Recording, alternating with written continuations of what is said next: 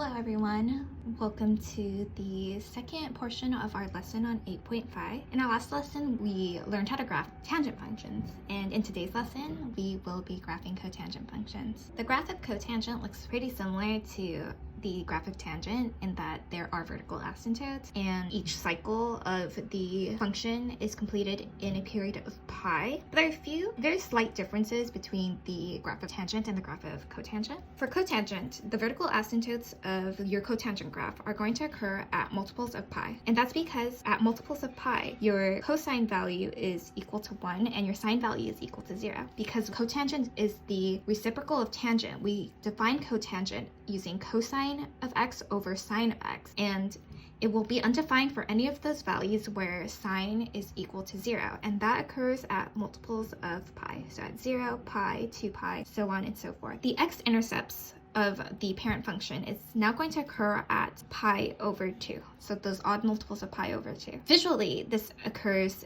at the center at each of your cycles. So over here, halfway between 0 and pi is pi over 2. Here, halfway between pi and 2 pi is 3 pi over 2. That's really what you need to know. The x-intercepts are going to be at the center of your vertical asymptotes. And same thing with the domain and range for tangent and cotangent. So the domain of cotangent is all real numbers except for those multiples of pi, and the range of the cotangent function is going to be all real numbers as the function is going to approach positive infinity and negative infinity. One additional difference between these graphs is for the tangent graph, the right side of the x-intercept goes up and approaches positive infinity, and the left side of the x-intercept is decreasing and goes down to negative infinity. The opposite occurs for your cotangent graph. On the left side of the x-intercept, your function is going to increase and go up to positive infinity. And then on the right side of the function, the graph is going to decrease and go down to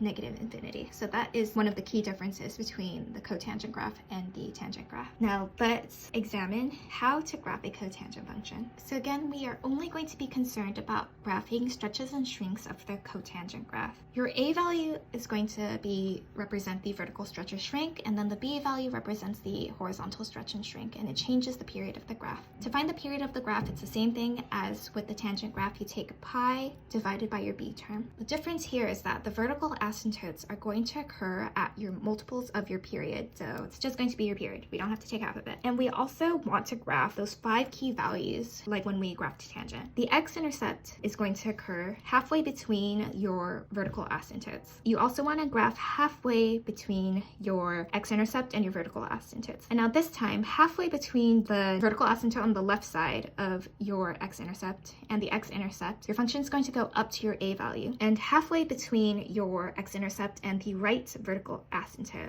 the y value will be equal to your a, negative of your a value. Now let's use this procedure to graph cotangent functions. In example 2, we are going to graph one period of cotangent half of x, and then we will describe the transformations on the parent function. Let's first start off by finding the period. We want to take pi and you divide it by your b term. When you divide by fraction, it's like multiplying by the reciprocal, so this will give you a period of 2 pi. So we're going to place 2 pi on our graph, and we are going to graph the cycle of the function between the y-axis and your period. So I'm going to draw vertical asymptotes. We know that our x-intercept is going to occur halfway between our vertical asymptotes. So this is going to occur at pi. And then we want to graph those halfway points. So halfway between your vertical asymptotes and your x-intercept. So this will occur at pi over 2 and 3 pi over 2. We know that on the left-hand side of your x-intercept, the function is going to increase. So at pi over 2, or half of pi, we are going to have a y value of 1 because our a value is 1. And at 3 pi over 2, we are going to have a y value of negative 1.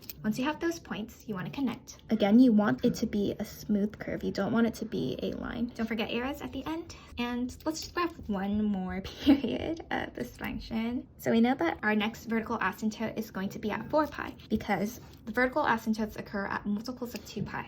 Your x-intercept is going to occur at 3 pi, which is halfway between your vertical asymptotes. And then you want to graph those halfway points. So at 5 pi over over 2, our y value is going to be at 1, which is our a value. And at 7 pi over 2, your y value is going to be at -1, which is negative your a value. And then we want to connect it into a smooth curve, and we have our function. Now let's describe the transformation. There is no vertical stretch or shrink because we do not have a coefficient in front of the entire function. And we want to see if we have a horizontal stretch or shrink. Always take the reciprocal of your b value, which here it's going to be 2. Because 2 is greater than 1, we are going to have a horizontal stretch. Let's see one more example together. For monitoring progress number 3, we're going to graph g of x is equal to 2 cotangent of 4x. Our a value is 2, and we want to find the period of our function. We're going to take pi divided by our b term, which is 4.